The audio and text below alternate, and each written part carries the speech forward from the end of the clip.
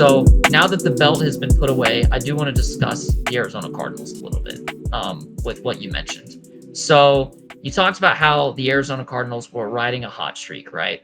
They were riding all the momentum. Who gave them that momentum?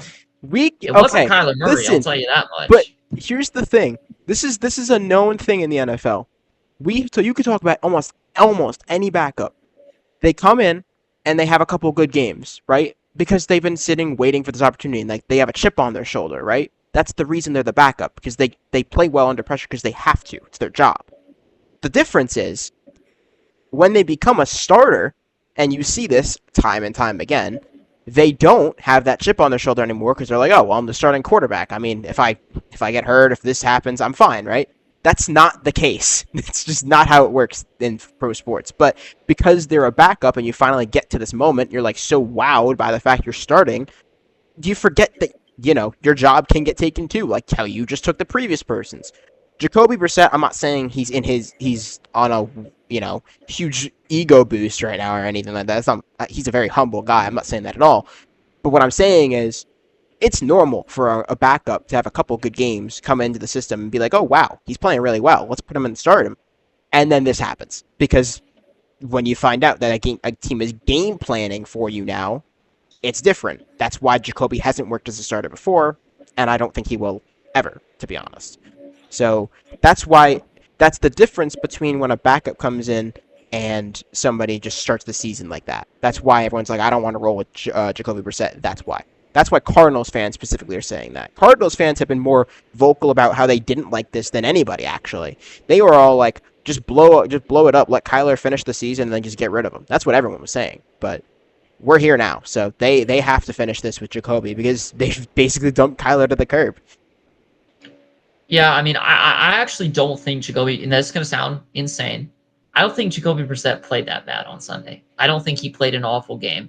He didn't throw an interception. He did have 2 turnovers, but the 2 turnovers were Seattle being a major blitz, and Arizona didn't pick it up, and then Jacoby got hit while throwing. So it almost feels like, in a way, the loss was more on the offensive line not being able to pick up. Look, they're facing the best pass rush team in the NFL right now. The Seahawks generate incredible pressure week after week against every offensive line, and it just didn't seem like the Cardinals were So ready you know for what's it. funny about that though? How did But Kyler do against that when he he did played not do him? that. He didn't do that good either. But what was the difference in the two games? They lost by 3, but Kyler had 2 interceptions. Yes, but what were those two interceptions caused by? We talked about this.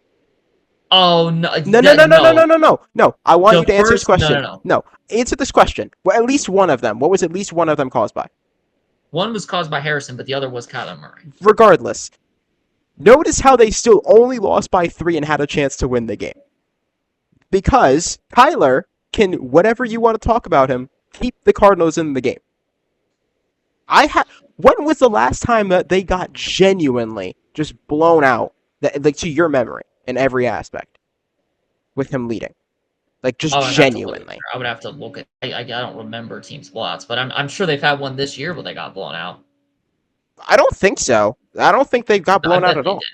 If Whatever. not this year, they definitely had one last year. Whatever. But My so point something being, something I do want to mention. go Oh, ahead. okay. No, no. Oh, go ahead. Since So here's the reason I don't agree with your take. Um, the Arizona Cardinals, the week that they lost to the Seahawks by 3, put up 20 points. This week, in the blowout, they put up more points than that. They put up 22 points.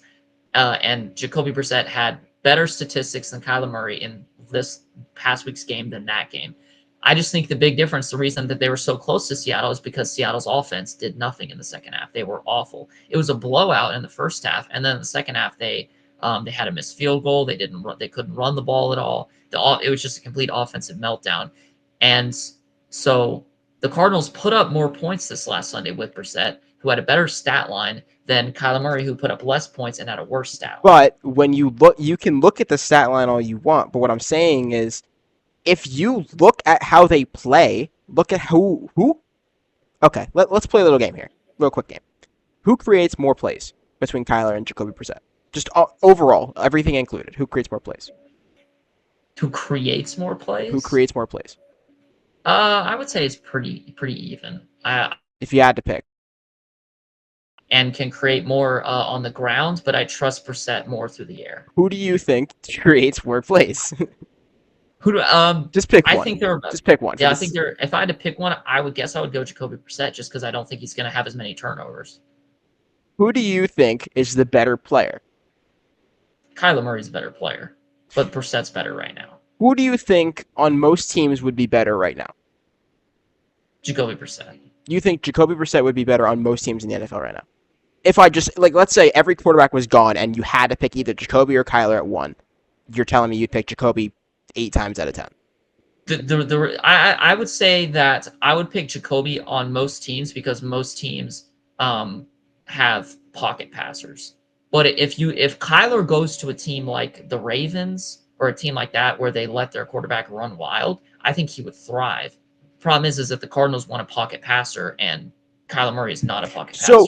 Okay. So then here's my biggest thing with this entire Kyler Murray saga that's been going on, right? Kyler has been forever since that 2021 playoff season that they had, and then they got eliminated by the Rams, right? Who eventually went on to win the Super Bowl. You know what's always been the critique? It's always been, oh, Kyler this, Kyler that. And, well, yes, I'm a huge Kyler defender, of course, but I know that he has his problems. He's not the greatest leader. He's obviously undersized, and he, quite frankly, doesn't see over the middle of the field that well. I know. I'm aware of these flaws. That's why he's not a top 5 to 10 quarterback. But what was the main characteristic that he could do before he got injured in 22? He could run around. He would make plays. He would still look down the field. He got one injury and he got hurt and he doesn't, I don't want to say scared, but he changed how he plays. And that's fine, but it doesn't work in Arizona, of course, as we're now seeing, because the team has taken a step back with him. I think if you put Kyler on, I'm just guesstimating here, about 16 to 18 teams, he'd be the better quarterback than the quarterback they have right now, just for that team. I think he would honestly, I would love to see him go play in New York, a team that really desperately needs somebody who can run around. I say the Jets. I mean, specifically not the Giants. The Jets. No, not the Giants. I prefer to keep Jackson Dart. He's younger. But Yeah. but I think if you put him on the Jets and give him Garrett Wilson, who I think is better than Marvin Harrison right now, I think it'd be interesting. It's the same situation because they don't have an offensive line. The defense is just as poor, honestly. So I don't know. I think it'd be the same thing, but I think it's a team that is more willing to let Kyler kind of be Kyler. I think it'd be better because when the team was letting Kyler be Kyler before, they had no problems. Notice how you never heard a complaint about Kyler from those previous 3 years when he was in his first few years. They all came immediately after. Immediately. He also was a good player in his first 3 years. He's not been a good player in the last. But this is the thing. That's the thing. We're now holding him to the good player standard. But then when he plays good, people want to say he has to play better. I'm like, what's the fuck? Oh, I almost said a word. I mean, I wouldn't. But that's not fair to him. Look, in the first half of last year, he played good and he got his flowers.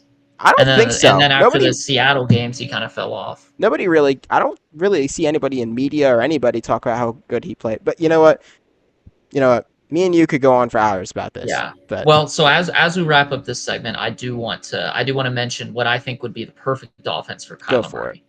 It's the exact same offense that Russell Wilson ran in the Legion of Boom days, where you would have a lot of play action deep shots. You could get Kyler Murray's deep ball involved, and a lot of runs as well, whether it be a read option, maybe some short passing as well, just anything that took the middle of the field away from Russell Wilson. All Wilson had to do was have his deep balls and his running ability. Obviously, Kyler does not have the arm that Russell Wilson does, but he has the legs. So I feel like if someone can figure out an offense like that for Kyler, it'd be perfect. He doesn't have to look over the middle of the football field, which is clearly his weakness. He can just target his strengths. I think that would be a good offense for him. I think we won't know, though, because nobody's going to want to take on that contract, which is fair. I mean, I wouldn't either, but that'll be a different discussion. Also worth talking about, we should probably mention how Brian Daboll got fired this week. Man, I wanna ask you as a non-Giants fan how you felt about seeing the news first. My opinion on Brian Daboll coming into this year was that he's a pretty good coach that the Giants would hang on to, because he had a really good first year with them, right? Where they had that really good defense. Daniel Jones had a good year, and they they made it to the playoffs, won a playoff game. After that, though, you start to see some flaws, whether it be from the now. I think a lot of the flaws are from the GM, yes, but Brian Daboll also plays a hand in this. He's not just a passenger to, trading away Saquon or giving Daniel Jones the monster contract, but he definitely played it. He played a part in it. And so then you start to see some flaws. The franchise quarterback contract for Daniel Jones was the first really big one. And then they have a really bad year, and then they get rid of Saquon in the next offseason. They say it's Daniel Jones season. We're not paying Daniel Jones $50 million a year to hand it off to Saquon. A lot of that is put on the GM, but again, Brian Daboll plays a hand in it. He was not going to let that happen unless he also wanted it. So there was another chink in the armor for Brian Daboll. And then this year, I truly think that the straw that broke the camel's back was giving up all of the big leads. You saw the 19 points given up to the Denver Broncos, which had maybe the worst coaching decision in NFL history, was letting Jackson Dart throw that ball on third down and throw pretty much a game-losing interception. That I can't even describe how bad that is. Just run the ball and the game's basically over. Run it up the mid. I could go on for hours about how ridiculous Still had that is. Scatterboo at this point, by the way. Yeah, they still had Scatterboo. Just run the ball up the middle. Best case scenario, you get a first down. Worst case scenario, you punt with like no time on the clock. So it just and you have a big lead as well. It doesn't. However much time they have left, you still have a 2-score advantage. So it makes no sense to me why they threw that football. And you're putting all that on the rookie Jackson Dart. Like, what are we doing? And then of course against the Bears, which I think was a little more out of his control because of the Jackson Dart injury. But again, you blew another lead. It's just a little too much. You have the greatness he had in the first year. It's kind of like a scale, right? You It's have just this is the 2022 on greatness, one end of it. Yeah. And the greatness has outweighed it for most of the time. and then it But went. slowly over time, the other side continues, and boom. Now the scale is tipped. I don't know. I mean, I think here's my thoughts as someone who watches Giants football weekly. We should not have fired him until after the season. I think so, at least if we were going to, because I think Jackson Dart having consistent coaching for his rookie year would have been perfect. Because say what you want about Daboll as a play caller and all that stuff, Jackson Dart loved Daboll, and Daboll loved having Jackson Dart. It was a combo that worked. The players liked Daboll. Most of the coaching staff liked Daboll. Daboll was a likable personality in New York, which is the one thing, right? I don't get that vibe from the GM. I don't. That's the big difference. Notice how all of the players who the GM drafted were not players that have panned out. Brian Daboll did not pick up Evan Neal. Let's just remember this. Evan Neal, the historic offensive line top 5 draft bust, was not picked up by Brian Daboll. You know who was picked up by Brian Daboll? Jackson Dart. You know who was picked up by Brian Daboll? Cam Scatterboo.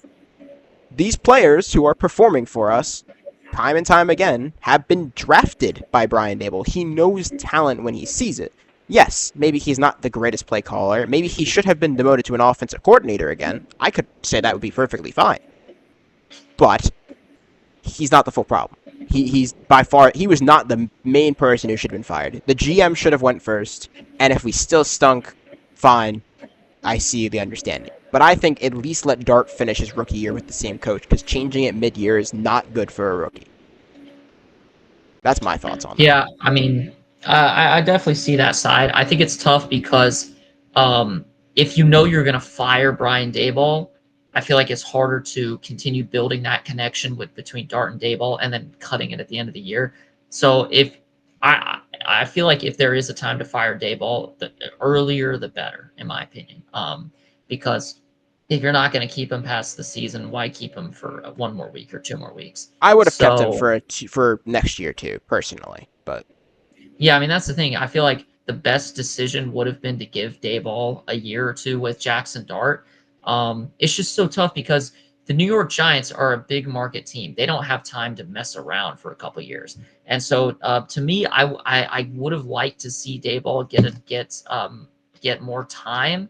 But again, just the bad decisions, the bad game management, it just became too much. And but I think I do agree a little bit. I would have liked to see him get a full year with Dart and Scatterboo, because that's another problem is they started off the year with Russell Wilson. It wasn't until 5 games in that they gave Dart the keys. 4 or 5 games in, they gave him the keys to the car. So I feel like it was a little late at that point.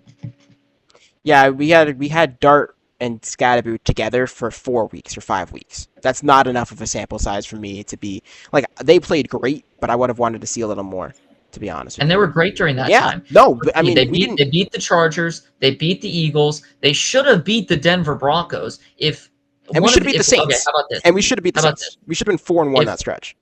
Yeah, if one of two things happened in the Broncos game, if their kicker makes Oh my God! of the Don't missed get extra me started. they win the game.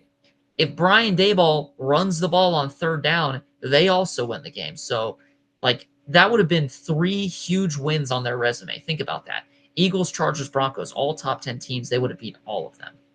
And we would have looked good doing it. Wouldn't have been fluky whatsoever. And all those teams put up points. It wasn't like we just beat them in a defensive slugfest. Eagles put up 17, Chargers put up 18, the Broncos put up 30, whatever it was at the end of the game. So, I mean, I don't know. And that's not an offensive team. So, I don't know. Would have been impressive wins to me. But I digress. One more thing here I want to get to before we kind of look ahead to this coming week. I mentioned it a little bit earlier. I want to talk about the Colts. We have talked at numerous occasions about how you feel and how I feel about them. You have been a little more optimistic than I have, evidently. And I kept telling you that I eventually thought this team was going to implode or fall apart or start to play poorly. Well, they are coming off a win. But did they play like a team that really was deserving of a win? Besides Jonathan Taylor, did they play like a team that deserved to win? I'm going to ask you. I think they played like a team that deserved to win, but they did not play like a top 5 team in the NFL. Do I dare see a top 10 team even? Like, besides, again, Jonathan Taylor excluded, because Taylor played like the best running back I've seen in if you exclude Taylor, obviously they played awful, but he's that's part what I'm of the saying. team. Well, okay, so then let me do a more fair way of this. If I take Jonathan Taylor out of that offense and just put what's a middle of the road running back to you, like a Devin Singletary. That's middle of the road for you? Well, I mean, I guess. No, here, let me give you current Alvin Kamara. I'd say he's middle of the road right now. Okay. So if I put Alvin Kamara on that offense right now, what do you think that team's record is?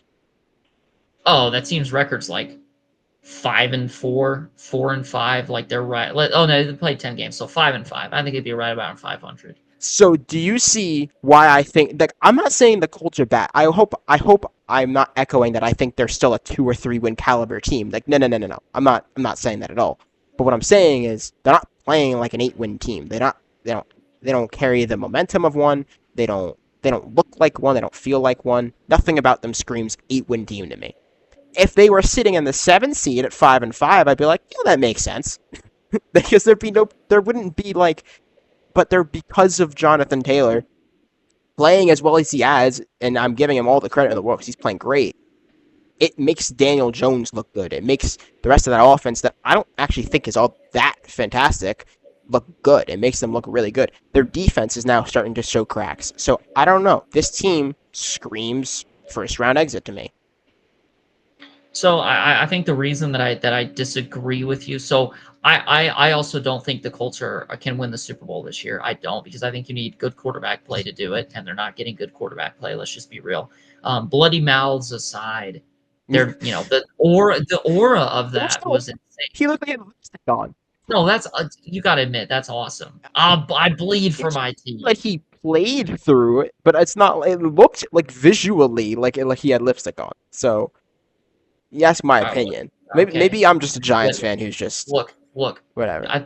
but the Colts deserve credit because Jonathan Taylor is on their team. Mm-hmm. They don't have a mid Alvin Kamara on their team. They have Jonathan Taylor on their team. He's part of the 53-man roster. So when he's on the football field, the Colts are a top team in the NFL, and they deserve the credit given for that. But the team is a team, not just Jonathan Taylor. And he's part of the team. Yes, he's part of it. That's why I'm saying they should be a playoff team. I'm not saying they shouldn't, but the expectation, this top 5, he himself is playing like a top 5 running back. The team themselves is not playing like a top 5 team. They're not playing like a top 10 team. Top 15? Yeah, they're playing like a top 15 team. They're playing like a playoff team, but they're not playing like a team that will go anywhere outside of the 7 seed. That's what I see out of that team. Put Jonathan Taylor on almost, I'd say about 7 or 8 of the AFC teams. That team is the 1 seed. I'm so serious. That's how he's playing right now. Yeah, but the Colts are not a 52-man team that doesn't have Jonathan Taylor. So, they're a 53-man team. But I'm saying you can take him out of that team and he'll be good. I can't say the same about the Colts. And even if we look at it with him on the team, let's do that. Let's look at him on the team, right? What has Daniel Jones' stat line look like for the past month? I want you to tell me. I mean, it's not good. I know that. I don't know his exact stat line. I just know it's not great. He has like 5 or 6 turnovers in just the last 2 games. And what teams did they play? They played the Falcons, who I thought have a decent defense, you know? Say what you want about their offense. Their defense has been pretty consistent. They put up 31, but Jonathan Taylor ran for 250. Daniel Jones passed for an interception and 1 touchdown, which isn't fantastic by any stretch. They played the Steelers, who have had a shaky defense this year. TJ Watt's taken a step down, and guess what? They lost. So I don't know. I mean, like, while yes, the early season looked impressive from DJ, I don't know. After that Rams game, it looked like he just kind of took a step back, and Jonathan Taylor has just been on cruise control for that offense. That's how I feel about them. So the reason I don't like this argument is because let's take a look at the Kansas City Chiefs over the past 5 years. If you take Patrick Mahomes out, how good is that football team? Well, it depends who you insert. Insert Daniel Jones. For argument's sake, okay, we'll do Daniel Jones. Okay, so let's say you put Jones on the Chiefs, right? The reason that Daniel Jones on the Chiefs would be better than or worse than Mahomes on the Colts is because Mahomes is a better player. Mahomes just plays the game better. I think the Colts would have multiple deep playoff runs if he was the quarterback. That's how I feel. Jones, while the Chiefs would probably make the playoffs because they're still a solid roster, Jones would go and be a first-round exit because he's not he's a serviceable quarterback in the NFL. That's exactly the point that I'm getting at. You could say that the Kansas City Chiefs without Patrick Mahomes are a middle-of-the-road team, but they're not Kansas City Chiefs without Patrick Mahomes.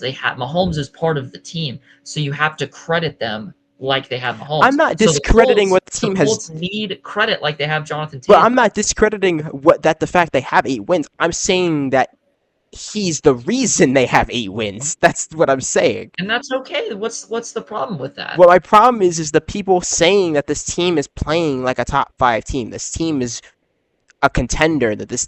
Look, maybe you particularly, me and you are both in agreement. They're not a Super Bowl contender, right? But if you look at general media, look at the public, look at everyone who watches football just casually, everybody, Colts are a contender. Colts this, Colts that. Had to get a little light going in here. Yeah, it's getting a little dark. But no, yeah, like the Colts, everyone talks about the Colts in such high regard, like they're this contender. They're not, and that's my point. I'm not proving my point to you because I know how I feel about them. Everyone else who is saying that the Colts are just a great team, I look at them and I'm like, if I take Jonathan Taylor out of this team, I want you to tell me what you think will happen. That doesn't matter. But it does matter. Jonathan Taylor's part of the team. But if he has a bad week, what happens? Then what? They play bad, but if Patrick Mahomes has a bad week, he's playing. But him being a good player doesn't make the team be a good team. Yes, it does. It's a solid team. It's an okay team, but he makes the team better. Does the team make Daniel Jones better, or does Daniel Jones make the team better? Well, nobody really makes the team better. The team gets better I through momentum. disagree. CMC, look at CMC. What's the stat we always bring up with the 49ers? Yeah, 75% of the time. So no. But how many times do they win when he's not on the field? Do you know? Well, if They they won win 6 games last 75% season. of the time, that means they probably lose 25. They lost 6 games. They won 6 games last season without him. Yeah. So Yeah. good players, great players can elevate the team. The team can elevate players. The team is elevating Daniel Jones, who's getting a lot of the credit. Jonathan Taylor's elevating the team. Okay, here's the problem with all this. Christian McCaffrey with the 49ers, the rest of the team plays the same. Christian McCaffrey plays fantastic, so the team wins more games. It doesn't necessarily mean... So if Christian McCaffrey's on the field, that's not going to make this rookie defensive end play better. The rookie defensive end is going to play the same, but if you have Christian McCaffrey on the offense, that means the offense scores more points, which means the defense wins more. Jonathan Taylor is not grabbing the Colts players and making them better. He's not boosting their Madden overalls. He's just rushing for more yards but and it's allowing the Colts to win more games. Morale. It's a morale thing. It's a motivator. He's the team leader. Let's be real. When you look at that team, who's the team leader? You say Jonathan Taylor, right? Shane Steichen. Oh, okay, no, that's fair. But I'm saying of the players on the team, you'd say Jonathan Taylor. So he's the leader. So he motivates everybody. He's him performing by example. And this is, if anything, you should be agreeing with me if you think how you feel about Kyler Murray. He, as the leader, is motivating the team to be better. So they are playing better, up to closer to his standard. They're not at his standard, but they're playing closer to it. If Jonathan Taylor wasn't on the team, which I know you can say it doesn't matter because it's not what the case is, but just bear with me. If you put any middle-of-the-road running back who isn't a leader on that team doesn't play as well. And yes, I'm crediting the fact that he's playing well. I'm crediting the fact the team is still 8-2, but they're not because of Daniel Jones, but because of Jonathan Taylor, which is what matters in this case. Because when they go to the playoffs, and me and you have to have a discussion, who are the Colts going to play? And if they play somebody like, I don't know, if they play somebody like the Broncos, who have a great run defense, what's going to happen? They're going to get smacked. Maybe. They're going to get smacked. But that's my point.